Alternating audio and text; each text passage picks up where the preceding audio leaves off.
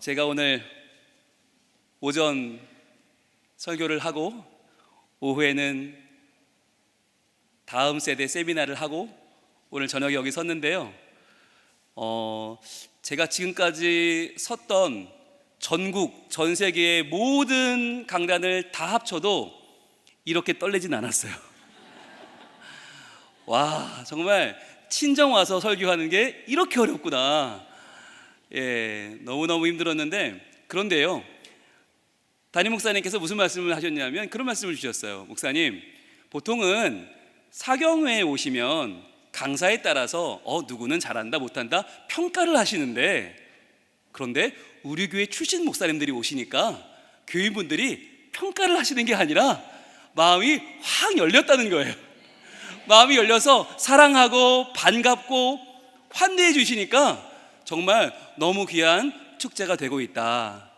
말씀에 너무 귀한 은혜가 넘친다라는 말씀을 해주셨어요. 여러분 그렇습니까? 네. 아멘.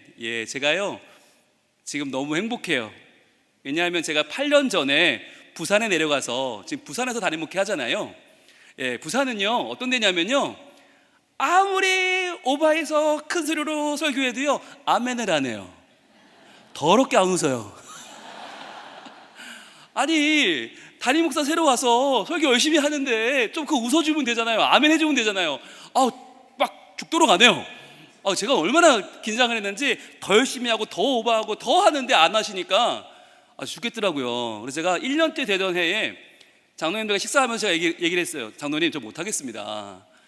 너무 반응도 없고 안 웃어주시고 아멘도 안 하시고 그랬더니 장로님들이 뭘 하시는지 아세요? 글쎄, 여기 부산 출신들 회개할지어다. 우리 부산 장로님들 뭐라고 하시냐면, 목사님, 우리는요 싫다고 안 하면 좋은 겁니다, 이러시는 거예요. 아니, 그 얘기를 진작 하셨어야지. 아니, 싫다고 안 하면 좋은 거래요. 물론 싫다고는 안 하셨거든요, 아무도. 지난 1년간 좋으셨구나 라고 하는 걸 저는 1년 만에 알았어요. 그런데요, 그러던 교회가요, 제가 가서 한 분 한 분 섬기고 사랑하고 마음을 나누었더니 바뀌었어요. 어느 날은 이런 일이 있었습니다. 저희 교회에서 지하 1층에 엘리베이터를 타면 5층까지 올라가야 본당이 나와요. 그런데 새벽에 어느 여집사님과 제가 한 50대 후반, 60대 초반 집사님과 제가 딱 같이 탔어요. 근데 여러분, 딱 둘이 타면요 되게 뻘쭘해요. 그 담임 목사랑 새벽기도 화장도 안 했잖아요. 맨 얼굴에 담임 목사랑 딱 만났어요. 이분이 얼마나 뻘쭘한지 딴 데를 보시는데 저도 딴 데 봤죠. 근데 와, 여러분, 그 지하 1층부터 5층까지가 이게 100만 년 걸려요.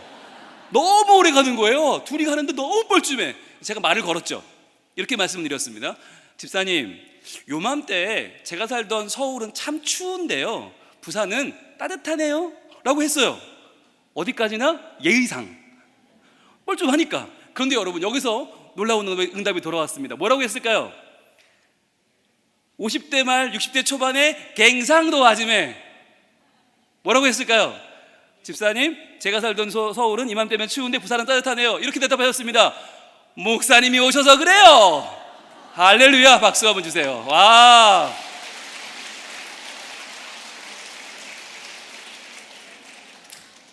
목회할 만하죠?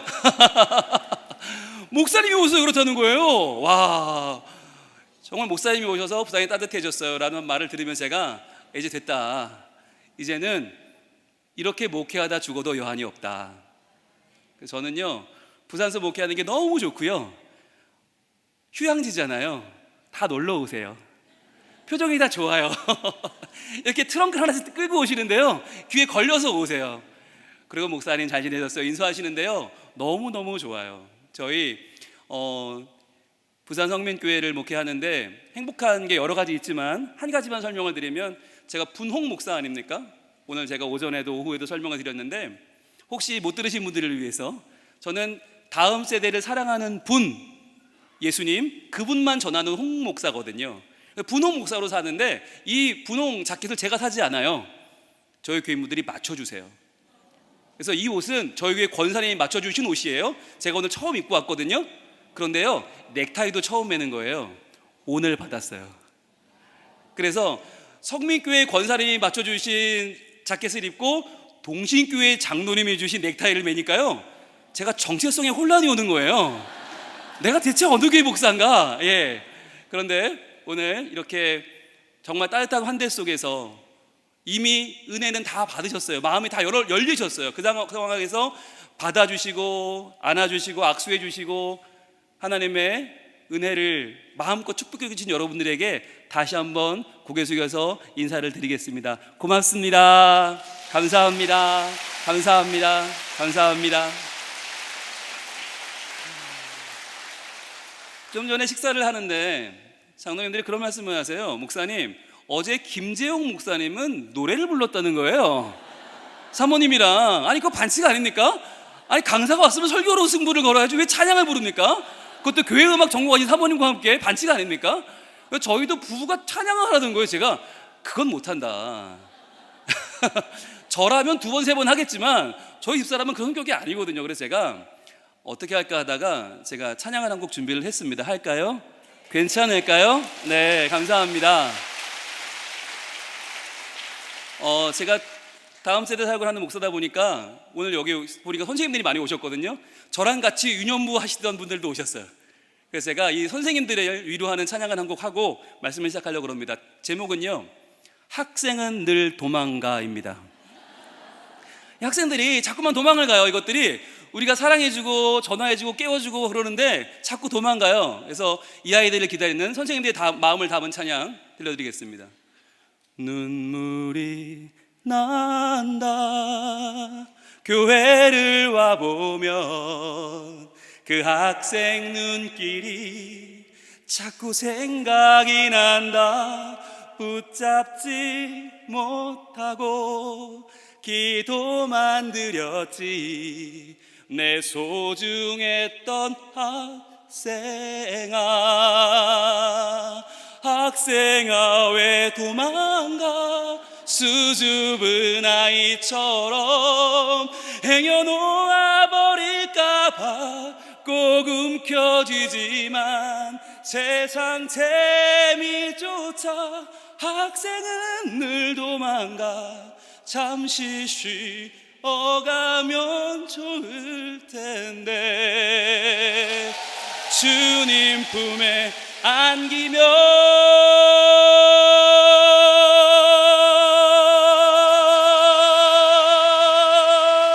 좋을 텐데.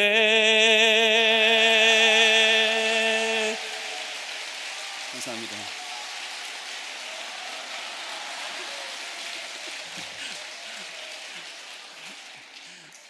제가 이렇게 옷을 입고 다니면 제일 많이 받는 오해가 나이트 삐끼냐 아니면 트로트 가수냐, 예, 그런 오해를 많이 받는데요. 제가 오해를 받는 김에 한 곡조 했습니다. 여러분 양해를 바라겠습니다. 저희 동신교회가 이제 다음 세대의 사역으로 부흥하는 교회가 되기 위해서 박차를 가하고 있는데 우리 교사들과 부모들과 이 일을 위해서 헌신하신 우리 모든 교우들에게 큰 박수로 격려하겠습니다. 할렐루야.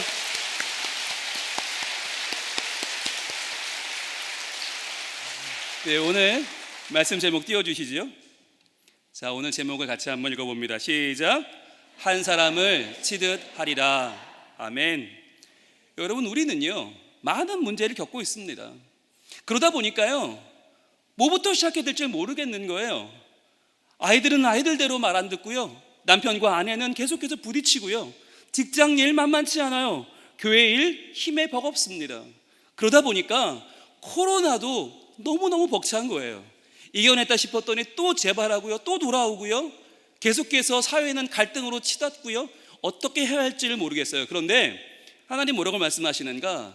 한 사람을 치듯 너희가 그 문제를 이겨내리라. 주님 말씀하십니다. 오늘 이 말씀 통해서 과연 어떻게 이겨야 되나, 어떻게 우리의 문제 가운데에서 하나님의 뜻대로 살아야 하는가, 하나님의 음성을 들을 수 있기를 축복합니다. 오늘 말씀은 이렇게 시작을 해요. 우리 사사기 6장 14절 함께 읽습니다. 시작. 여호와께서 그를 향하여 이르시되 너는 가서 이 너의 힘으로 이스라엘을 미디안의 손에서 구원하라.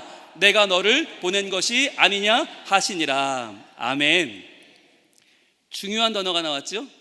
펜이 있으면 표시를 하세요. 어디에? 여호와께서 이르시되. 여러분, 이 말이 나오면 무조건 동그라미 하셔야 됩니다.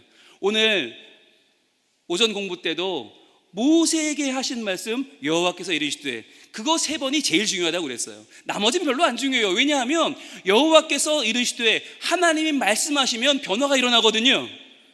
하나님 말씀하시면 내 인생에 가장 중요한 하나님의 역사가 일어날 줄로 믿습니다.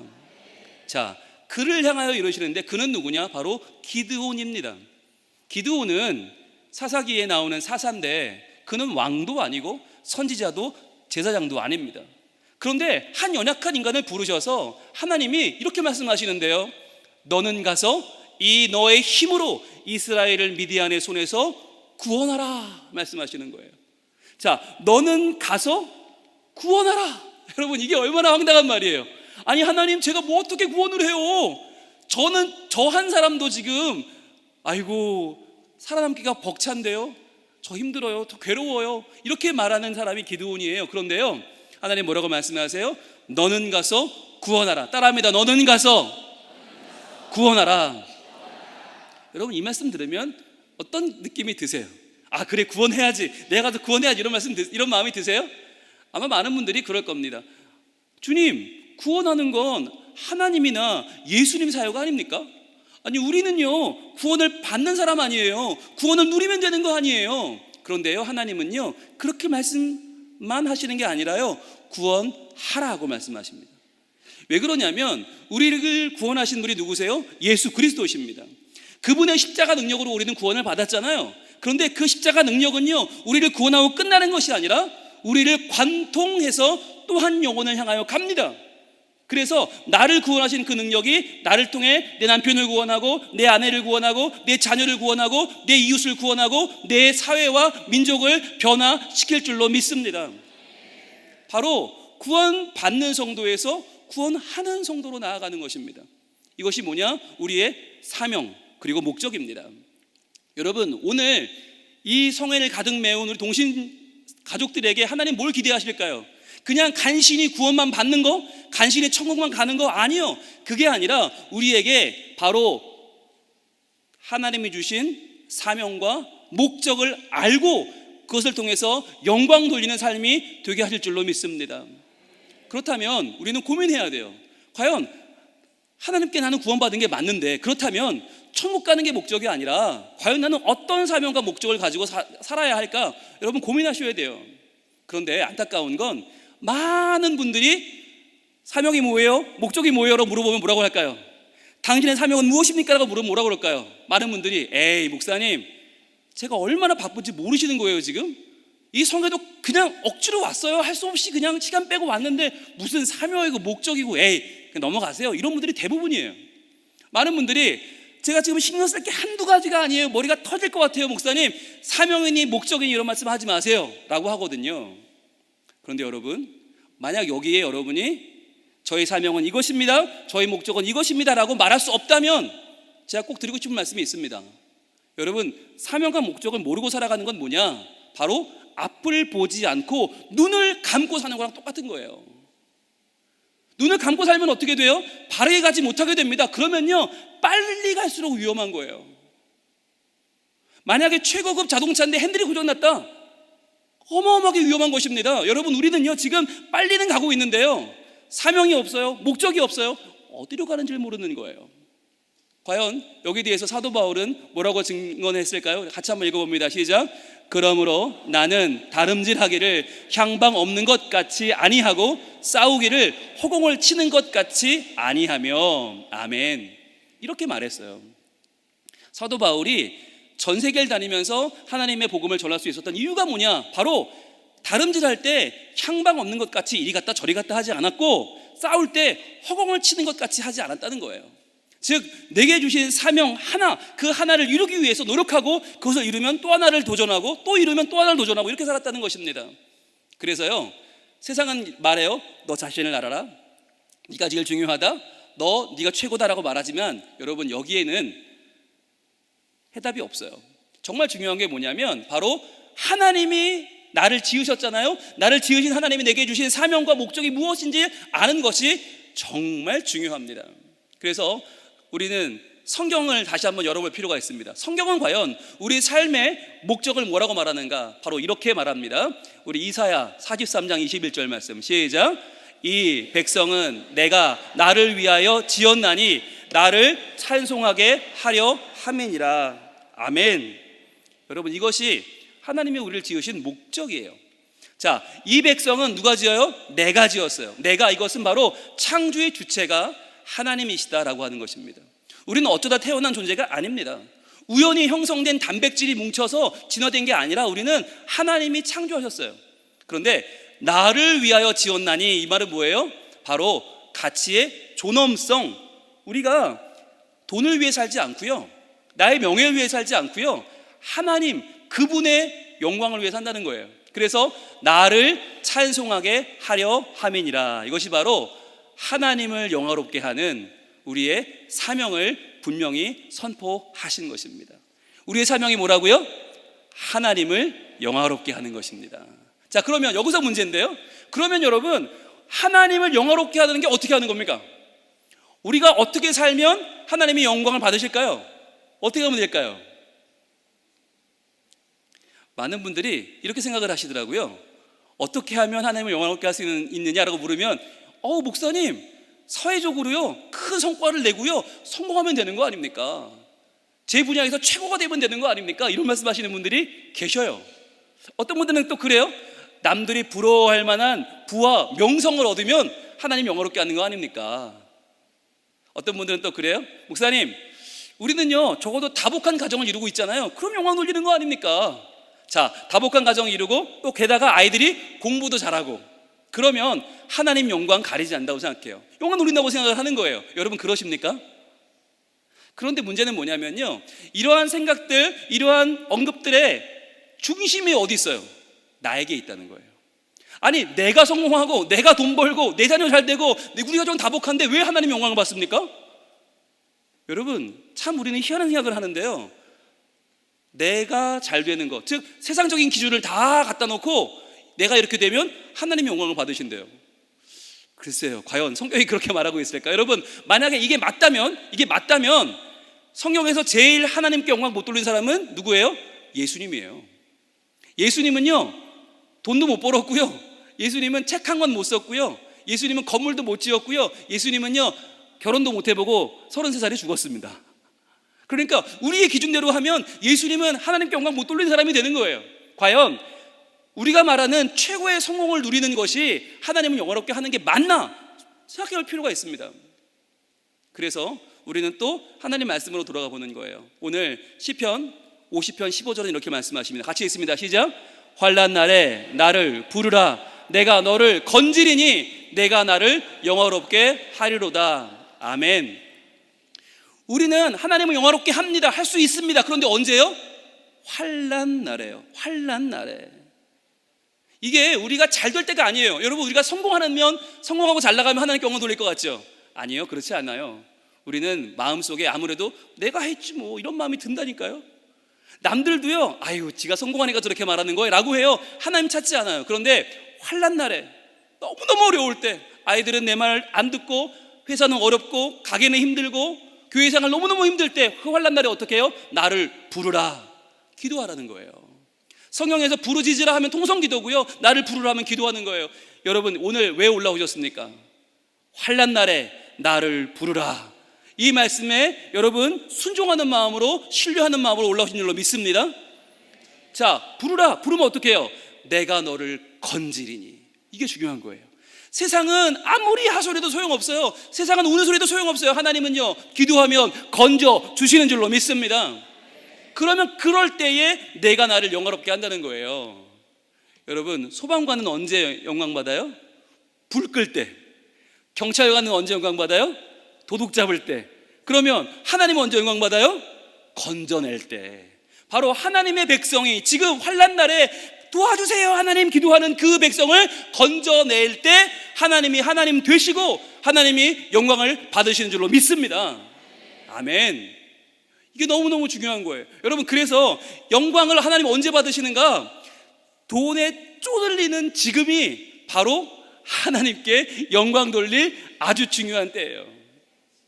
여러분 너무너무 어려우십니까? 바로 지금이 영광 돌릴 때예요. 여러분 열등감에 아파하고 죽겠을 때, 방법이 보이지 않을 때, 지금이 바로 하나님을 영화롭게 할 때인 줄로 믿습니다. 여러분 소망을 갖기 바랍니다. 여러분 다윗이요, 하나님을 가장 영화롭게 한 날이 언제였어요? 평화로운 날이 아니었어요. 그 인생에 가장 큰 위기가 찾아온 날, 골리앗을 만난 날, 최고의 환난을 만난 그날이 바로 하나님께 최고의 영광을 돌린 날이었습니다. 우리도 마찬가지입니다. 여러분 지금 환난 중에, 어려움 가운데, 지금 눈물 가운데, 아픔 가운데, 고통의 터널 가운데 계시다면 지금이 바로 하나님께 기도하여 하나님 나를 건져주시고 하나님 앞에 우리의 모든 삶으로 영광 돌릴 그날인 줄을 믿으시길 바랍니다. 여러분 이것은요 우리에게 너무너무 중요한 사명입니다. 성경에 보면 욥도 그랬습니다. 다니엘도 그랬습니다. 어떻게 살았습니까? 환난 날에 너무너무 어려울 때 믿음을 가지고 주님을 불러서 기도함으로 건짐을 받았어요. 그럴 때에 그들이 하나님을 영화롭게 했다라고 하는 것입니다. 여러분 내 인생이 잘 풀리지 않는다고 해서 그것으로 하나님 원망하지 마시고 우리의 있는 그 자리에서 나를 건져주시는 하나님을 의지할 수 있기를 축복합니다. 그것이 하나님을 영화롭게 하는 우리의 사명이에요. 환난을 피할 수 없죠. 피할 수 없다면 어렵고 고달픈 우리의 삶을 있는 그대로 아뢰며 기도하시길 바랍니다. 하나님께서 이 밤에 우리를 만나주시고 건져주시고 하나님을 영화롭게 하는 사명과 목적을 이루게 하실 줄로 믿습니다. 아멘. 자, 그 목적과 사명, 그것을 우리가 확인하고 말씀으로 돌아오면요, 자, 너는 가서 구원하라 말씀하시는데 기드온이잖아요. 이 기드온이 무슨 힘이 있습니까? 그런데 칼도 창도 없고 힘도 없는 기드온에게 하나님은 왜 어떻게 가서 구원하라고 말씀하실까? 여기에는 너무나 중요한 비결이 하나 들어있어요. 우리 파란색만 읽어봅니다. 시작. 내가 너를 보낸 것이 아니냐. 아멘. 이거 다시 한번 시작. 내가 너를 보낸 것이 아니냐. 아멘. 여러분 우리가 오전에 공부했어요. 내가 여기 있는 이유는 뭐라고요? 하나님이 나를 보내셨으니까. 내가 지금 이 일을 하는 건 왜 한다고요? 주님을 사랑하니까. 여러분 그게 우리 삶의 목적과 이유잖아요. 하나님이 나를 여기 보내셨고 주님을 사랑하니까 이 일을 해요. 그렇다면 여러분 하나님이 나를 보내셨다면 거기에 뭐가 있어요? 방법과 계획과 하나님의 뜻이 있는 줄로 믿습니다. 자, 그래서 여러분 기도원 한번 잘 보실래요?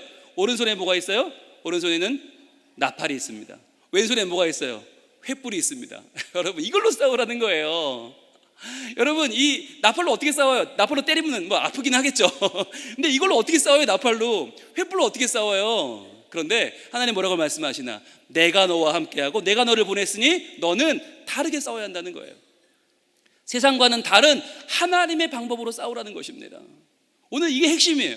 여러분 우리는요 나가 싸우라 그러면 하나님 칼 주세요, 창 주세요, 하나님 총 주세요. 근데 하나님 그거 안 줘요. 안 주면 어떻게 싸워요 하나님? 다른 방법으로 싸워. 어떻게 해요? 어떤 방법일까요? 여러분 예수님은 전혀 다른 방법으로요 세상의 권세자들을 물리쳤어요. 어떻게 했느냐? 여러분 마가복음 15장에 보면 예수를 향하여 섰던 백부장이, 이 백부장은 군인 중에 아주 높은 사람이에요. 백전백승하는 최고의 군인. 이 백부장이 그렇게 숨지심을 보고 이르되 이 사람은 진실로 하나님의 아들이었도다 하더라. 아멘. 이 사람이 하나님의 그 놀라운 역사를 보고 예수님의 죽으시는 걸 보고 와 저분은 진짜 하나님 아들이다 그랬다는 거예요. 뭘 받길래? 칼도 창도 아니었어요. 대군도 아니었어요. 뭘 받길래? 바로 그가 본 것은 이것이었어요. 로마의 백부장이었는데 이 사람은 하는 직업이 뭐냐? 허구한 날 유대인 처형하는 게 그의 직업이었어요. 그의 직장이 십자가 앞이에요. 그러니까 십자가 앞에서 항상 사람을 이제 처형하는데, 처형할 때 사람들이 어떻게 하는지 아십니까? 사람들이 죽을 때가 되면 어떻게 하는지 아세요? 둘 중에 하나입니다. 하나는 야이 나쁜 XX야, 야 너 그리고 살 것 같아, 야 지옥에다 떨어져 버려라, 욕설을 퍼붓거나 저주를 하거나, 아니면 살려주세요, 제발 살려주시면 제가 전재산을 다 드리겠습니다, 이렇게 생명을 구하거나 둘 중에 하나라는 거예요. 그런데 그렇게 매일 사람을 십자가에 다는 게 이게 직업인 사람한테 예수님은 다른 말씀을 하시는 거예요. 십자가 가장 고통스러운 순간에 예수님 뭐라고 말씀하십니까? 같이 했습니다. 시작. 아버지, 저들을 사하여 주옵소서. 자기들이 하는 것을 알지 못함이니이다. 아멘. 이 말을 처음 들은 거예요, 백부장이. 이거 하고 싶어 하는 게 아니잖아요. 그냥 직업이니까, 공무원이니까 이걸 하는데, 허구 헛날 사람 죽는 거 봐야죠. 그 원망 들어야죠. 그 저주 받아야죠. 외상후 스트레스 장애가 얼마나 많았겠어요. 그런데 처음으로 자기한테 하나님, 이 사람은 사하여 주옵소서. 이 사람 자기가 뭐 하는지도 모르고 이렇게 합니다. 먹고 살려고 이렇게 합니다. 어쩌면 좋습니까? 용서해 주세요 라고 기도하는 걸 처음 들은 거예요. 그리고는 백부장이 저분은 하나님의 아들이구나. 여기서 예수님이 무엇으로 싸웠습니까? 칼이요? 창이요? 아니요. 바로 용서와 사랑으로 싸우셨어요. 여러분이 따라해 볼까요? 용서, 사랑. 여러분, 이 두 가지가 바로 십자가의 피로 구원받은 우리가 세상을 이기는 무기입니다. 이거예요. 용서와 사랑. 이 두 가지가요, 가정을 살리는 방법이고요, 이 두 가지가요, 직장을 살리는 방법이고요, 나라를 살리는 방법인 줄 믿으시길 바랍니다. 제가 목회하면서 수많은 방법을 써봤습니다. 정말 뭣도 안 해본 게 없습니다. 그런데요, 해보니까 정말 사랑을 변화시키는 건 이 두 가지더라고요. 용서와 사랑입니다. 용서하고 사랑하니까 이게 일이 되더라고요. 여러분, 우리가 자기 십자가를 메고 예수님 뒤에 따라가자고 많이 말하잖아요. 그런데 그런 말엔 아멘 하면서 용서하고 사랑하자고 말하면 그건 노맨이에요. 왜? 어떻게 용서해, 그런 인간을? 어떻게 용서를 빌어요? 그런 인간한테 자존심이 상하는 거예요. 그리고 사랑해야 되는데 그런 사람은 어떻게 사랑해? 절대 못해요. 우리의 마음 가운데 손해보기 싫은 거예요. 내가 그래도 이만한 사람인데, 내가 사회적 지위가 있는데 용서를 못하고 사랑을 못해요. 그러다 보니까 언제까지나 평행선을 갈 수밖에 없어요. 원수는 끝까지 원수인데 그 원수는 어디 살아요? 우리 집에 살아요. 그 원수 어디서 근무해요? 우리 직장에서 근무해요. 멀리 살면 원수일 일이 없죠. 같이 사니까 원수고 맨날 보니까 원수죠. 그런데 그 원수를 용서하고 사랑하면 되는데 그게 안 되잖아요. 그래서 다른 사람을 섬길 때도요, 축복의 통로가 되려면요, 이 두 가지가 있어야 됩니다. 용서하지 못하고 사랑하지 못하면요, 사람을 도울 수 없고요, 사람을 구원할 수 없어요. 복음을 전함으로 한 생명을 구원하기 위해서 정말 필요한 것이 무엇입니까? 바로 이 두 가지. 오늘날 하나님의 사람, 기드온인 우리 성도들이 나라를 구원하는 방법이요, 진정한 나라 사랑은 바로 이 두 가지, 용서와 사랑인 줄로 믿습니다. 여러분, 가정에서 제일 필요한 두 가지가 뭐예요? 이제 아시죠? 뭐예요? 용서와 사랑입니다. 용서와 사랑입니다. 제가요, 어린이 집회를 많이 하거든요. 집회하면서 아이들한테 그런 얘기를 해줍니다. 얘들아, 어느 날 갑자기 워터파크를 가고 싶어서 아빠, 저 워터파크 가고 싶어요 라고 했는데 아빠가 갑자기 얼굴이 무서워지면서, 야, 숙제 다 했어? 오늘 학원 갔다 왔어? 야, 숙제 갖고 와봐. 너 지금 어디서 지금 무슨 워터파크야? 숙제나 해 라고 했을 때 아빠에게 무슨 일이 벌어졌는지 아니? 라고 물어봐요. 애들이 모르죠. 에이, 뭐가 벌어져요 아빠한테? 그럼 제가 얘기해 줍니다. 얘들아, 그날 아빠의 카드가 문제가 생겼어. 아빠의 카드가 땡땡땡땡 뭘까? 그럼 애들이 막 이거요 저거요 막 대답을 해요. 그러다 정답이 나오고 맙니다. 뭐죠? 아빠의 카드가 한도 초과되죠. 그렇죠. 그러니까 한도 초과된 카드를 아들한테 말할 수가 없으니까 아빠 뭐라고 그래요? 성질을 내는 거죠. 야, 너 숙제 다 했어? 학원 갔다 왔어? 야, 이렇게 말을 하는 거죠. 자, 어느 날 그러면 워터파크 안 되면 치킨 사주세요, 아니면 족발. 그런데 엄마가 눈이 무서워지면서, 너 지난번 시험에 몇 점 받았어? 너 그게 미친 거 아니야? 그게 성적으로 받아온 거야? 야, 너 아직까지 너 애가 안 됐어. 너는 그래도 미래가 있을 것 같아? 빨리 들어 공부해 라고 하셨단 말이에요. 이때 엄마는 친정 엄마에게 무슨 전화를 받았을까요? 이렇게 물어보면 애들이 아무도 못 맞춰요. 제가 힌트를 주죠. 한쪽에 180만 원씩 하는 뭔가 두 개를 심어야 돼. 그 전화가 온 거야. 네 글자다. 이게 뭘까요? 임플란트. 그렇죠. 예. 애들은 그걸 모르니까 엄마가 왜 치킨 한 조각에 저렇게 화를 내는지 모르잖아요. 제가 이야기를 해주죠. 얘들아, 엄마 아빠가 너희들을 너무 사랑한단다. 그래서 워터파크 데려가고 싶고 치킨을 사주고 싶지만, 그러나 아빠의 카드는 한도 초과, 엄마의 친정엄마는 임플란트. 이런 전화를 받으면 너희한테 곱게 말이 안 나와. 미안해 얘들아, 너희가 미워서가 아니야, 너희가 용서를 해주기 바래 라고 이야기해 주거든요. 그러면요, 애들이 회개하더라고요. 그걸 모르고 엄마를 미워했다고, 그걸 모르고 아빠를 이해하지 못했다고. 그리고 그날 함께 참여했던 그 뒤에 계신 어머니 아버지들은요, 꺼이꺼이 우십니다. 이제야 우리 아이가 내 마음을 알아주는 거야 이러면서. 그 얘기를 어떻게 하냐고요, 우리가 애들한테. 그때 아이들이 회개하고 부모가 회개하면서 그 가정에 이렇게 좀 사랑과 용서가 이루어지거든요. 저는 그런 모습을 많이 봤는데, 저희 교회도 아이들한테 설교하면서 그런 얘기를 많이 합니다. 니네 부모가 얼마나 힘들게 사는 줄 아냐 라고 하면서 이야기를 해주는데요. 여러분, 가정에서 제일 필요한 건 뭐라고요? 용서와 사랑입니다. 여러분, 용서하고 사랑하면요, 세상에 못할 일이 없어요. 이기지 못할 어려움이 없고요, 함께 넘지 못할 산이 없는 줄로 믿습니다. 오늘 혹시 오기 전에 대판 싸우신 분들이 계시다면, 혹시 올라오는 차 안에서 대판 싸우신 분들이 계시다면, 찔리는 분들이 계신 것 같은데 눈빛이 흘리고 던져들고 계십니다. 그런 분들이 계시다면 한 번 더 하나님이 내게 주신 그 귀한 사람을 용서하시고 사랑할 수 있기를 축복합니다. 그리고요, 우리 일터에서, 나의 일터에서 할 수 있는 제일 중요한 두 가지 뭐라고요? 용서와 사랑입니다. 그렇습니다. 여러분, 우리의 일터가 어느덧 너무나 아픔의 장소로 바뀌었습니다. 여러분, 요즘 학교 땡땡, 뭘까요? 학교 땡땡.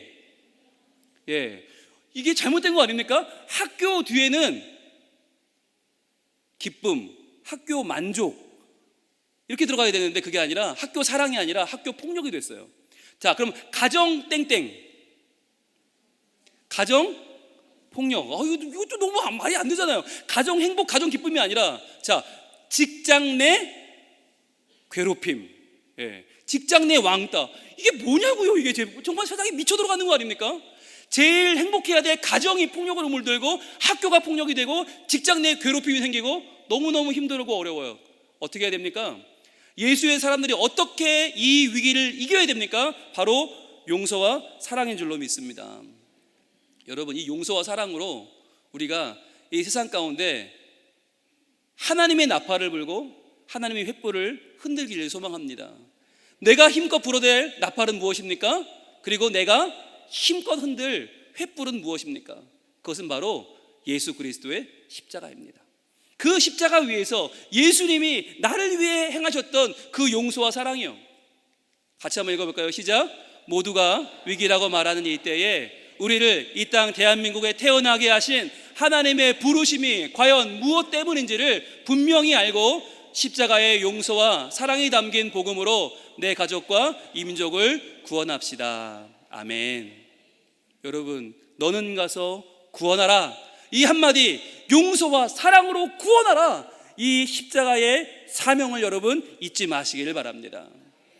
여러분이 용서하고 사랑하면요, 이번 주 아마 달라질걸요. 정말 달라질걸요. 집회 참여하고 집에 갔는데 남편이 나한테 뭐라고 그래, 이런 분들 계시잖아요. 그러면요, 꼭 뭐라고 그래요? 시험에 들었다고 그러죠. 은혜 받고 왔더니 나를 시험에 빠지게 한다고. 이상한 말이에요. 은혜 누가 받았어요? 내가 받았어요. 근데 왜 내 남편이 달라져요? 그럴 일은 없잖아요. 내가 은혜 받았는데 왜 내 남편이 달라지냐고. 그럴 수는 없어요. 내가 달라져야 돼요. 그러니까 쏘아붙이는 남편을 어떻게 해야 돼요? 용서와 사랑으로 받아주면 되는 것입니다. 아멘. 그렇죠? 그러면 여러분, 내가 먼저 달라지면 내 남편이 평소랑 다르거든요. 평소에는 부흥성에 갔다 오면 뭐하다 이제 왔어 막 그러면은 너 죽고 나 죽자 이러면 덤볐는데, 용서하고 사랑해 보세요. 그러면은 이번에 진짜로 은혜 받았구나. 그리고 우리 따라와서 다음 주 교회 나올 줄로 믿습니다. 아멘. 여러분, 여기서 끝났으면 얼마나 좋겠습니까? 많은 15절로 이어집니다. 우리 15절 한번 읽어볼까요? 시작. 그러나 기드온이 그에게 대답하되, 오 주여, 내가 무엇으로 이스라엘을 구원하리이까? 보소서, 나의 집은 므낫세 중에 극히 약하고 나는 내 아버지 집에서 가장 작은 자니이다 하니. 아멘. 자, 여러분, 기드온은요, 하나님 말씀에 아멘을 안 해요. 주님, 제가 어떻게 해요? 저 무엇 가지고 이스라엘을 구원해요? 저 못해요. 안 돼요. 안 해요. 그러는 거예요.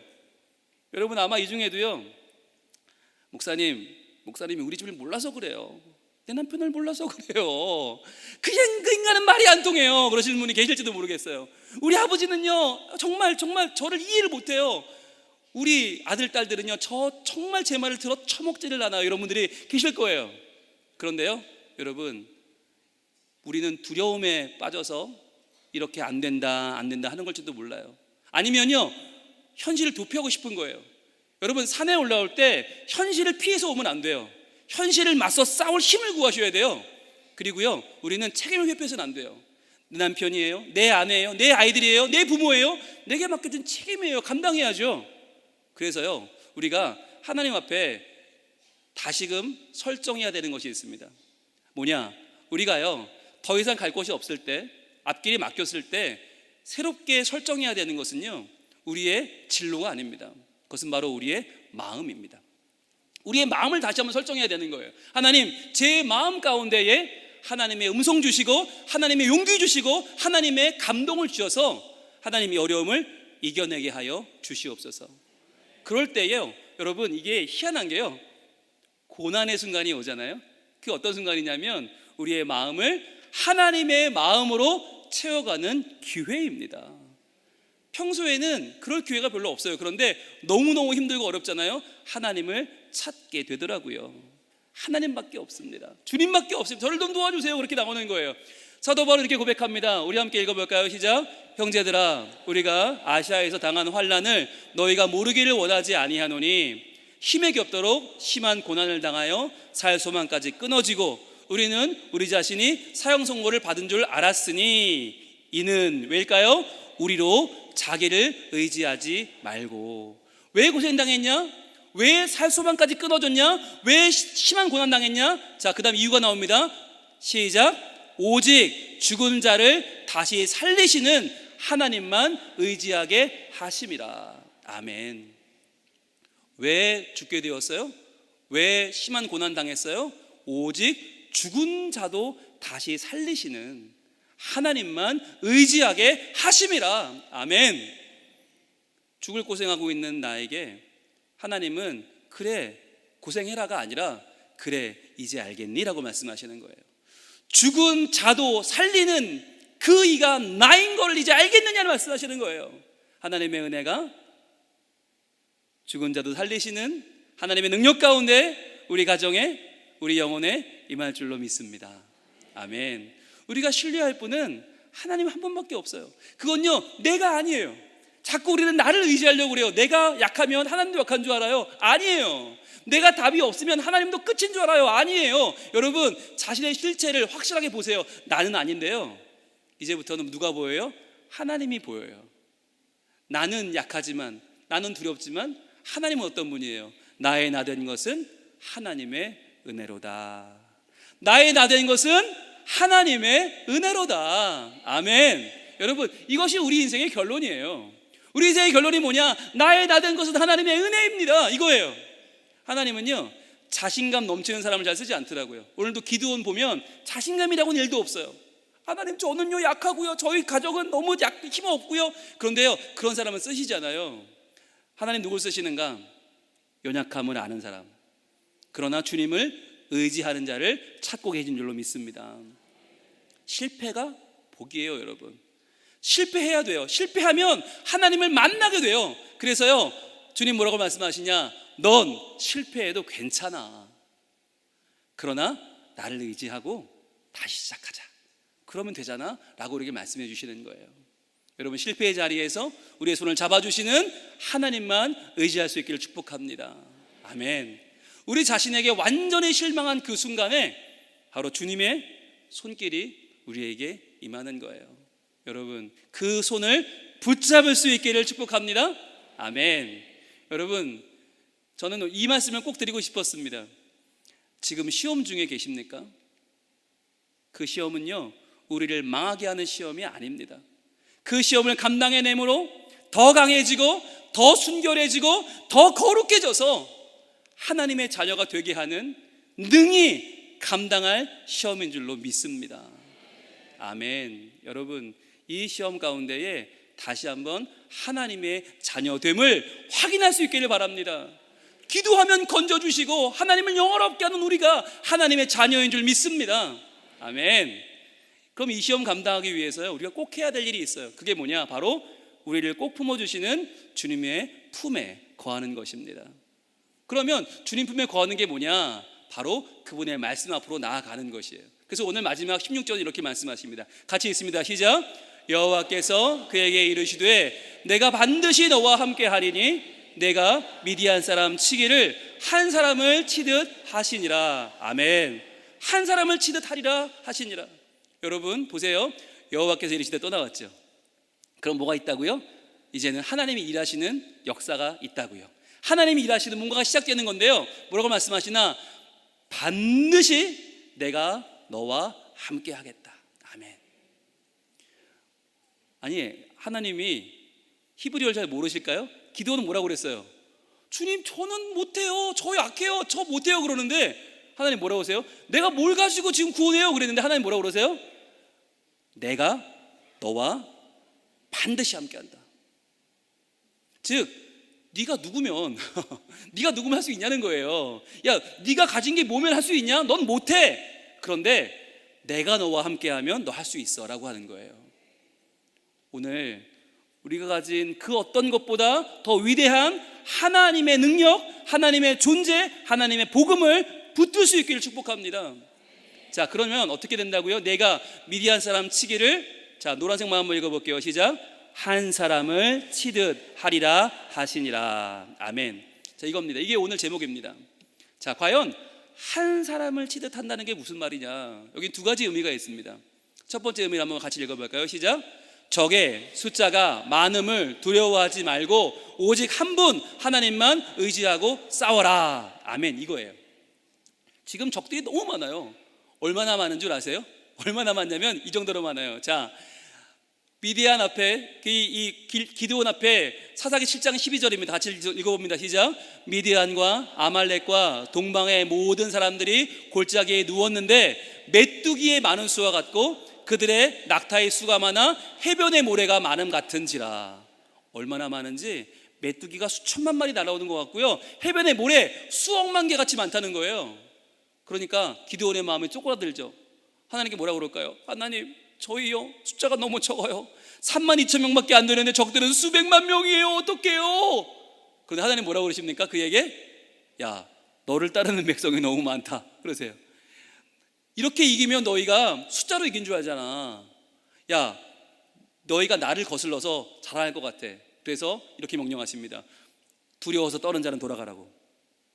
사람들이 아니 지금 32,000명밖에 안 되는데 돌아가라고. 그런데 그 와중에 정말 두려워하는 자들이 무기를 버리고 도망가기 시작했어요. 32,000명이 몇 명이 되는지 아세요? 10,000명이 됐어요. 무려 22,000명이 도망가 버렸습니다.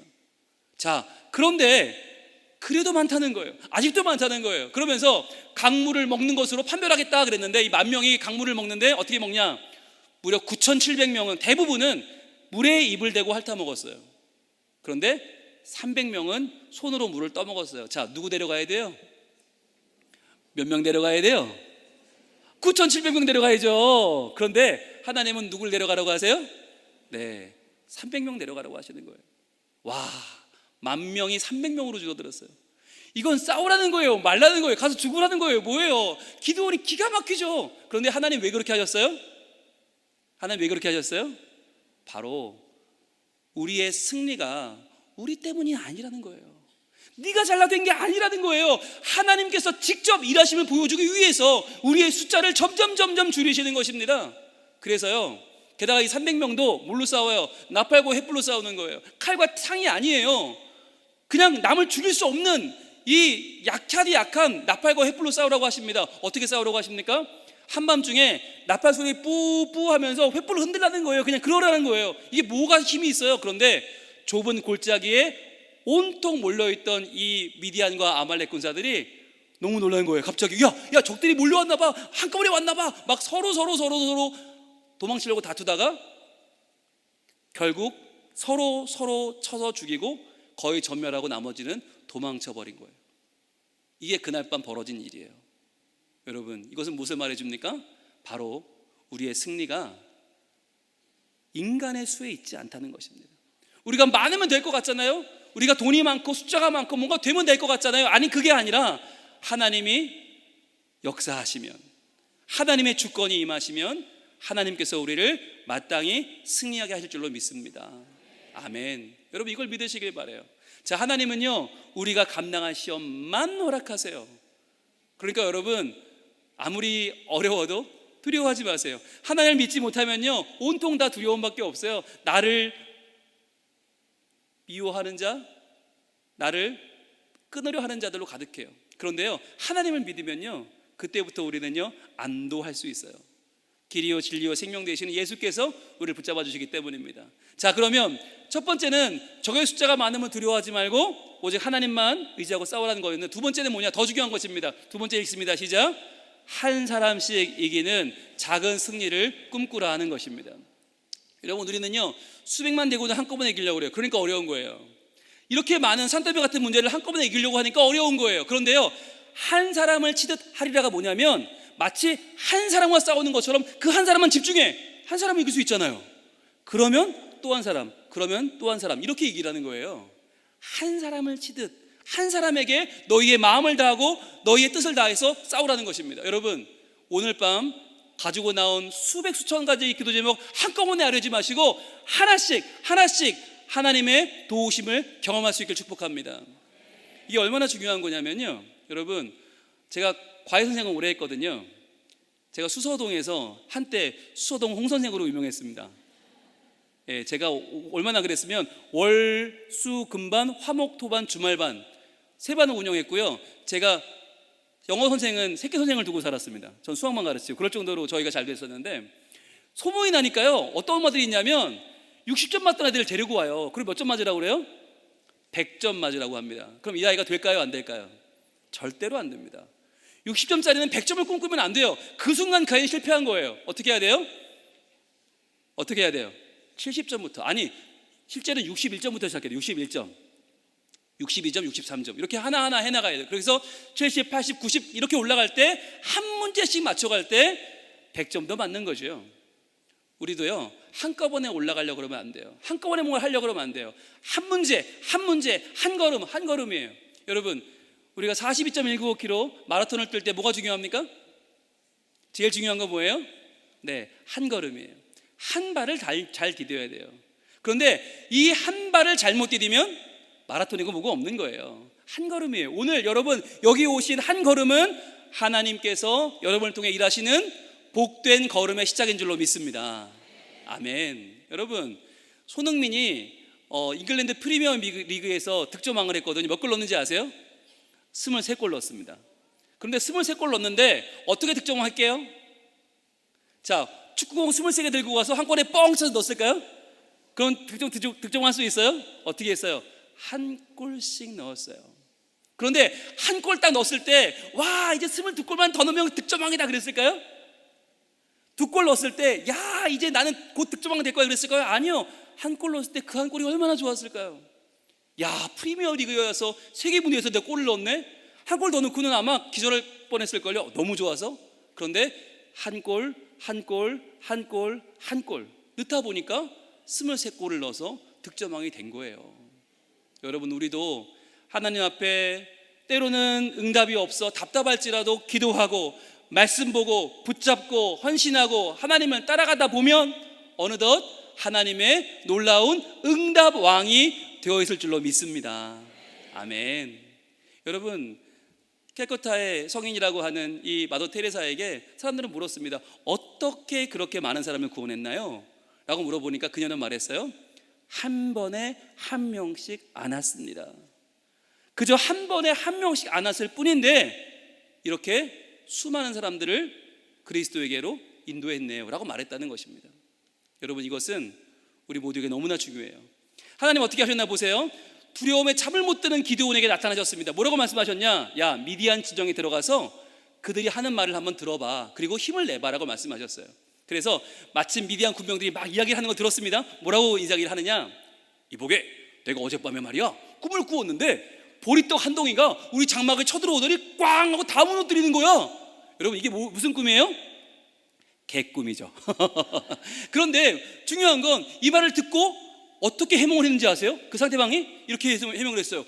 그건 기드온의 칼일세. 여호와 하나님께서 그에게 우리 시정을 모두 넘겨주신 거라고, 이제 큰일 났어 라고 말을 했어요.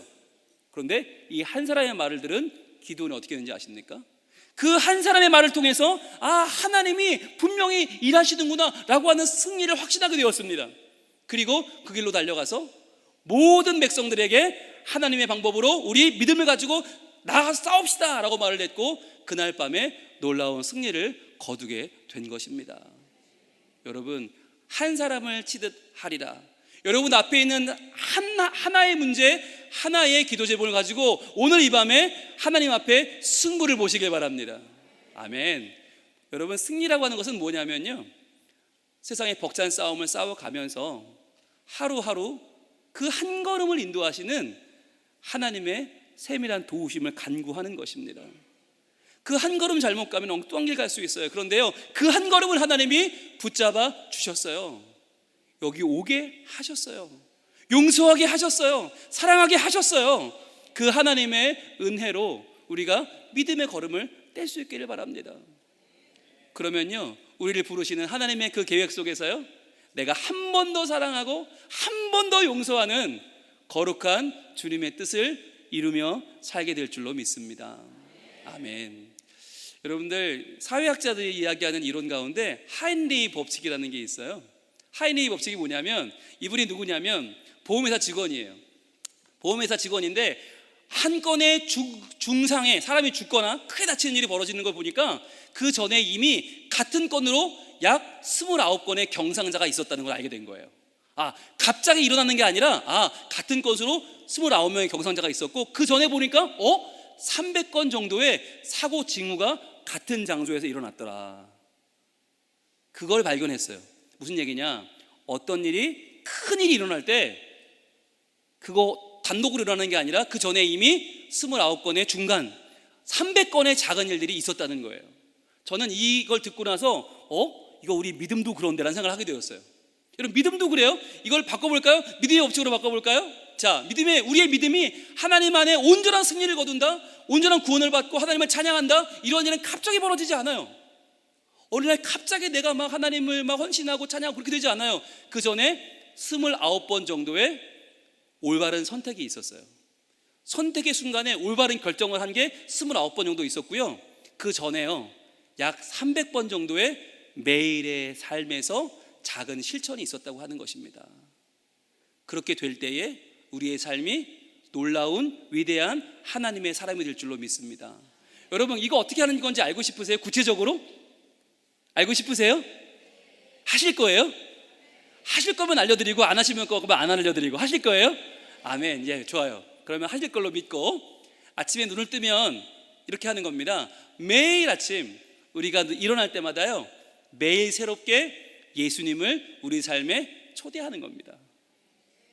마치 처음 보는 사람처럼, 예수님 오늘도 저희 삶에 찾아와 주세요 라고 주님을 모시는 거예요. 그러면서 뭐라고 하느냐? 주님 도움이 없으면요, 오늘 하루 모든 문제들을 마주할 힘이 제게는 없습니다 라고 고백하는 거예요. 그러면서 예수님의 도우심을 구하는데 어디부터 시작하면 좋을까요? 가장 먼저는 바로 우리의 가정이에요. 하나님, 우리 가정, 지금 잠들고 있는 우리 아이들, 지금 출근한 우리 남편, 우리 아내, 하나님 이 가정, 이 아이들 잘 양육할 수 있도록 주님 도와주시옵소서. 그리고 우리의 부모님을 지켜주시옵소서. 이 기도를 드리는 거예요. 매일 아침 이게 끝이 아니에요. 가장 민감한 우리의 직장과 사업, 그리고 재정 문제까지도 다 아심을 믿습니다. 그러니 주님, 주여 나를 도와주시옵소서. 이렇게 맡게 된 거예요. 여러분, 이 기도가 얼마나 중요한지 아세요? 기도하다 보면요, 결국에는요, 내 삶의 모든 영역에서 주님의 도우심과 인도하심이 간절히 필요합니다. 그러니 주님, 나의 목마름을 채워주시고 성령님이여 나를 불쌍히 여겨 주시옵소서. 여러분, 이렇게 기도해 보시면요, 삶이 달라져요. 삶이 풍성해져요. 그러면서 내가 오늘 누구를 용서해야 될지, 누구에게 용서를 구해야 할지, 누구를 사랑해야 할지를 알게 돼요. 그리고 그 한 사람에게 마음이 열리고 내가 낮아져서 그를 섬기게 되는 것입니다. 여러분, 우리가요 이 인디아나 존스라고 하는 최후의 성전, 제가 영화를 하나 소개했는데, 영상이 오늘 힘들죠? 그러니까 이건 넘어갈게요. 네, 이 영화에는 어떤 장면이 나오냐면, 길이 없는데 믿음으로 발을 내미니까 길이 생기는 그런 장면의 영화거든요. 그런데 그 길이 실제로는 없는 줄 알았는데 배경과 똑같이 생겼어요. 그래서 그 길이 안 보였던 거예요.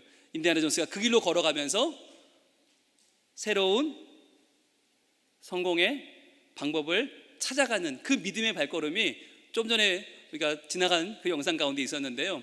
거기서 무엇을 알 수 있을까요? 하나님의 길을 다 알 수는 없지만 내가 할 수 있는 일은 순종하고요, 또 할 수 없는 일은 신뢰하는 거예요. 자, 어떻게 한다고요? 내가 할 수 있는 일은 어떻게 한다고요? 순종하고, 할 수 없는 일은요, 신뢰하고. 이거예요. 할 수 있는 부분은 순종하면 되고요, 할 수 없는 부분은 신뢰하면 돼요. 나 할 수 없지만 하나님은 하실 줄로 믿습니다. 그렇게 순종하고 신뢰하면서 오직 믿으신 하나님을 높이며 살아가는 것입니다. 이것이 성도의 삶입니다.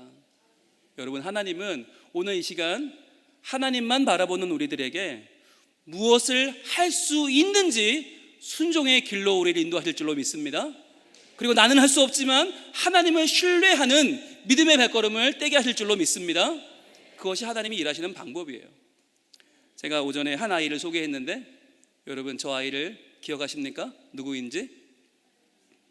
네, 저 아이는 어린 저입니다. 맨날 술만 마시면 취향이 바뀌는 저희 아버지가 저 6학년 때 제 파마를 시키셨어요. 6학년이 파마를 하면 학교를 갈 수 있어요? 없어요? 대체 저희 아버지는 생각이 있었는지 모르겠어요. 저 사춘기 아이 머리를 파마 시켜놓으면 어떻게 하라는 얘기예요. 그런데 여러분, 제가 교회를 와서 은혜를 받게 됩니다. 수련회에서 은혜를 받았어요. 그리고는 제가 고등학생 때 꿈을 꾸게 되는데, 어떤 꿈이냐면, 제가 그때 교회 학생회장이었거든요. 교회에서 교회 학생회장으로 끝나면 안 되겠다, 내가 학교에서도 학생회장을 나가보겠다라는 꿈을 꾸게 된 거예요. 자, 그런데 저희 현실은 어땠는지 아십니까? 저는 빵돌이였습니다. 여러분, 빵돌이가 뭔지 아세요? 네, 빵 셔틀 아니고요, 학교 매점에서 빵 파는 아이를 빵돌이라고 부릅니다. 학교 등록금을 못 내니까 제가 이제 매점에서 빵을 팔았어요. 그럼 수업 시간에 수업을 듣다가 갑자기 저는 종치기 5분 전에 먼지를 벌떡 일어납니다. 문을 드르륵 열고 나옵니다. 아무도 절 보지 않아요. 쟨 빵돌이니까.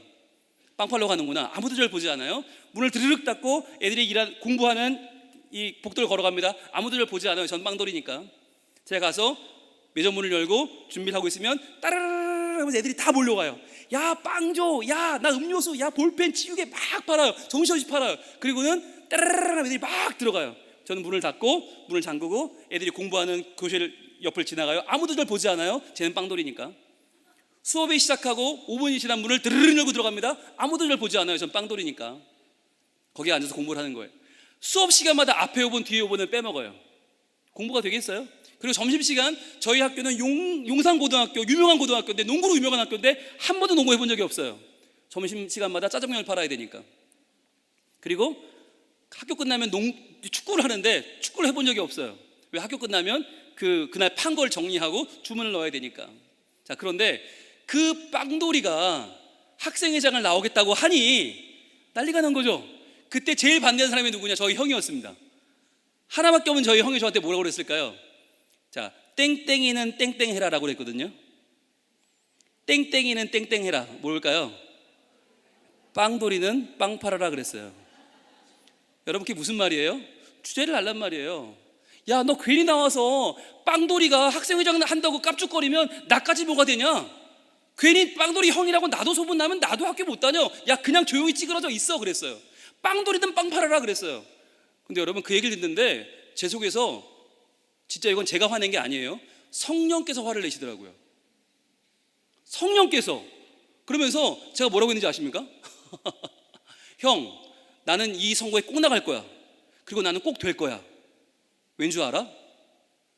나는 선거운동이 필요 없어. 쉬는 시간마다 애들이 나한테 온다? 그런데 나는 명찰 달고, 홍룡이 명찰 달고 이게 파는데 한 번도 빵을 성의 없이 판 적이 없고, 한 번도 거스름돈을 준 적이 없고, 나는 한 번도 애들한테 가격을 속인 적이 없어. 나는 성실하게 한 명 한 명을 항상 주님을 대하듯이 그렇게 나는 빵을 팔았어. 형, 내가 어떤 아이인지 전교생이 알아. 나 이 선거에 나갈 거야. 꼭 되고 말 거야. 그리고 나갔어요. 여러분, 어떻게 됐을까요? 됐을까요? 안 됐을까요? 네, 됐어요. 이 사진은 용담제라고 하는 용산고등학교 축제인데요, 가운데 분이 교장 선생님, 그 옆에 이사장님, 서 있는 게 접니다. 여기서 박수. 네. 여러분, 이게 말도 안 되는 일이죠. 매점에서 빵 파는 아이를 학생회장으로 뽑아줬어요. 어떻게 해요? 제가 믿음으로 그 일을 했거든요. 저희 집이 가난했지만 찌질한 아이, 손가락질 받는 집안의 아이였지만 저는 믿었어요. 하나님은 저에게 분명히 위대한 계획이 있을 거라고. 저는 한 번도 빵 파는 게 부끄럽지 않았어요. 한 번도 아이들한테 내가 이 자리에 있는 것이 잘못된 일이라고 생각해 본 적이 없어요. 그리고는 열심히 그 일을 했어요. 그런데 그 일을 했더니요, 하나님께서 저에게 은혜를 주셨는데, 제가 왜 회장이 되고 싶었냐면요, 이것 때문이었습니다. 바로 졸업생 답사. 제가 1학년 때 고3 졸업생 답사를 듣는데 너무 멋있는 거예요. 나 저기 꼭 써보고 싶다. 그리고 나는 할 말이 있다. 제가 저 자리에 섰습니다. 용산고등학교 졸업식장에 제가 답사를 합니다. 저는 여러분들 모두가 잘 아시는 빵돌이입니다. 그러나 하나님은 그러한 저를 사랑하셔서 오늘 이 자리에 저를 세워주셨습니다. 우리 졸업생들은 이제 알 수 없는 미래로 나아가지만 하나님께서는 분명히 저희와 함께 하실 줄로 믿습니다. 졸업생 대표 홍융희, 이렇게 답사를 했어요.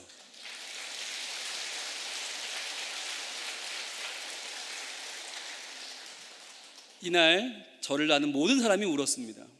저도 울고 모든 사람이 함께 울었습니다. 왜냐하면 하나님께서 아무것도 가진 것 없는 한 아이를 드셔서 하나님의 살아계심을 보여주셨기 때문입니다. 저는 우리 동신의 모든 교우들께서 오늘 이 성산에 올라오셔서 하나님이 주시는 이 말씀 가운데 그냥 하루 은혜 받고 내려가는 것이 아니라 한 사람을 치듯 하리라. 한 사람을 치듯 하리라. 내가 너에게 명령한 것이 아니냐. 너는 용기를 내고 너는 이 목적과 사명을 분명히 알아서 너의 어려움 가운데 기도함으로 이 문제를 해결하고 용서하고 사랑함으로 내가 맡긴 너의 가정을 다시 한번 세우고 너의 자녀들을 믿음 위에 견고하게 하고 너의 직장과 삶의 일터를 변화시키며 너의 교회를 부흥으로 인도하는 하나님의 사람이 되어라 라고 말씀하시는 이 음성 가운데 믿음으로 아멘하며 순종하며 나아갈 수 있기를 축복합니다. 그럴 때 하나님께서 바로 여러분을 통해서 너는 가서 구원하라 하나님의 놀라운 역사를 우리의 가정과 우리 교회와 우리의 사회 가운데 이루어 주실 줄로 믿습니다. 기도하겠습니다.